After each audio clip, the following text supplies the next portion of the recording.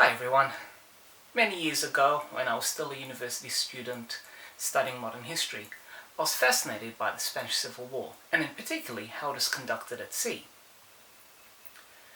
It had a fascinating history. The Spanish Navy is always interesting to look at. They had the smallest dreadnoughts of any nation, and then there was the iconic Baleares and Canaries class heavy cruisers, which had hulls based on the county class heavy cruisers from the UK, but had a completely unique superstructure arrangement. And if you look at any photos, you'll see what I mean.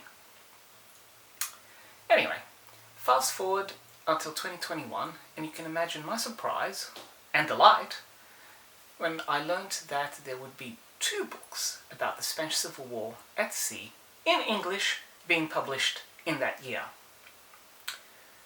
And so they arrived, and we'll be looking at one of them today, which is this one. The Spanish Civil War at Sea by Michael Alpert. While it's destined to become the key reference in English for anyone studying naval matters of the Spanish Civil War, unfortunately, it's not the final word, and it could have had so much potential. But before I fire broadsides into this book, let's go back in time and put some context into Spain and the Civil War. So, by 1936, Spain was in turmoil. It was divided between social progressives who wanted to move Spain away from the authoritarian and conservative structures that had governed the country for centuries, and then you also had those who were quite happy with the status quo and wanted to keep things the way they were. There was a short-lived republic in that year, and it was attacked and brought down by an insurgency that was led by General Francisco Franco. The war itself lasted 2 years, 8 months, and it has been well covered in a variety of books, movies, documentaries, in many languages. And for those who want a deep dive into every aspect, social, political, international, military, you name it, then you can't go wrong with Anthony Beevor's tome, The Battle for Spain. It's quite heavy. For those armchair generals out there who aren't interested in the social and political side of things, then I do recommend this one, Spain in Arms by E.R. Houghton. This is quite a strict military history, battle by battle, unit by unit account of the war. In terms of other books in English about naval matters, we really only have The Welsh Blockade Runners in the Spanish Civil War, and Spanish Civil War Blockade Runners, all of which look at one side of the maritime aspect of the conflict. And as fascinating as that side is, it's only part of the much larger picture of what was going on with Spain, with its 2 fighting sides and its navies. So, finally, after many years, we have this book available to us. It acts as a thematic conclusion to a trilogy of books that Michael has written. He has done one about the Air Force, and mainly the Condor Legion. He's also done one about the Army, or the various armies that fought in the Spanish Civil War. Michael Alpert as well is a professor in history and an expert not just only on modern Spain, but on the Spanish Civil War, and has authored many books on the topic, both in English and in Spanish. So the material is in good hands, and you can see his expertise at play when he discusses the international aspects, how the different European countries tried to vie for power and influence, and how they were using their navies to execute that influence. That aspect of it is done brilliantly in this book. For those who are interested in just a purely naval overview, then this book will also satisfy you, because it basically follows a logical structure. It gives you a brief history, and I mean a very brief history, of the Spanish Navy from 1898 until 1936. It discusses how the Navy was divided. It looks at both sides, how they fought, what they were armed with, the vessels and crews. It documents the major actions that were involved. And what is particularly good is that there is a wonderfully concise concluding chapter that analyzes the different reasons why the Republican Navy failed, even though it had more ships, whereas the insurgent Navy was able to be victorious, along with the insurgent Army and Air Force. So for those wanting just an overall view of naval matters, this book is great. But it could have been so much better. Even though he looks at the naval matters, the title of the book is The Spanish Civil War at Sea. How the war affected the merchant marine is almost completely ignored. I mean, when the war broke out, you had one Spanish liner, the Cristobal Colon, that mutinied, was anchored off Bermuda, and then through various incidents ended up running aground there and sinking. And to this day it is a fantastic dive site in Bermuda. That's not mentioned. The seizure of the Cabo San Agustin, one of the larger liners, a 12,000-ton vessel, was seized by the Soviet Union, and it was operated by them until it got sunk in the Second World War.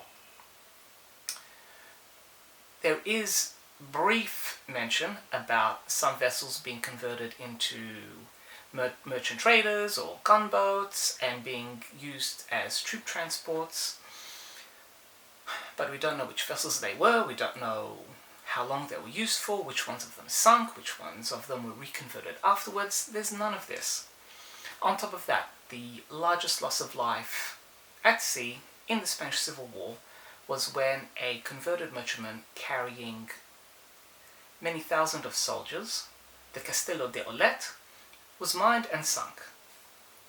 This is only mentioned in one brief sentence, and that's it. So this entire merchant marine liner aspect of the war is completely ignored. And what is frustrating is that the literature is there. There are books and there are accounts in Spanish about all of this, but it has not been utilized in this English language book. On top of that, while Michael Alpert knows the Spanish Civil War inside out, he's not a naval historian, and so when you read his technical descriptions of the warships, it's a bit jarring, and it reads as though you're coming across a Google translation of a document. So if this book had been co-written with a Spanish naval historian and then edited by someone who understands naval history and naval terminology, then this book would be all the more stronger. One final criticism is that there is literally a handful of photos. I mean, half of them are illustrated right here on the back cover. Normally books of this type will have a central photo section of about 20 to 30 images. This one only has maybe a handful, a dozen at most, and that is an abysmal effort. I'm not saying that this book should be a photo history of the Spanish Navy in the Civil War, but what I'm saying is that there needs to be more adequate coverage of the various types of vessels and the leading personalities that were involved in the war. There is very little of that. There is a brief appendix which lists the features of each ship, just a basic line arrangement of some of the major combatants would have been great, particularly the heavy cruisers and the battleships. But these are ideas maybe for a second edition. The problem with the Spanish Civil War as it is treated in English language is that it tends to be overtaken by larger themes, fascism, socialism versus each other. And we hear about accounts from the international brigades and what international and Westerners were doing at the time and their perspectives on the war. We rarely tend to hear from the Spanish themselves. And while this book has plenty of accounts of the admirals and the politicians that were involved, we don't hear much about the actual Spanish sailors themselves. Aside from one brief account on the eve of the Civil War, the sailors themselves are silent. It would be fantastic, should this book be revised in a later edition, to just have some more words from the sailors themselves, from both sides, to hear their thoughts, their ideas, their fears, going into action, all of this. That would elevate the book to being the cornerstone account in English of the Spanish Civil War at sea. But having said that, the other book that is available is this one from New Vanguard, Warships in the Spanish Civil War. Now, with this one, and typical with New Vanguard books, it is a simple photo and illustration heavy account of the ships themselves, how they fought, where they fought, which one sank, which one survived, and what happened to them afterwards. So if you want a visual history of the Spanish Navy in the Civil War, then by all means go for this. And in a way it kind of complements Alpert's book, since there's very little visuals in this one anyway.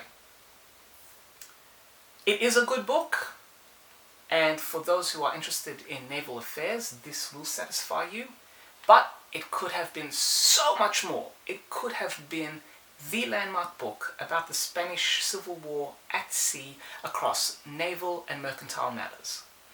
And there is room for this in successive editions to become that. And for all of that, this book then is 3 captains' hats. Now, if there are any other books about naval matters or warships that you would be interested in, please let me know in the comments below and I'll certainly add them to my review list. And until the next time everyone, enjoy and happy reading!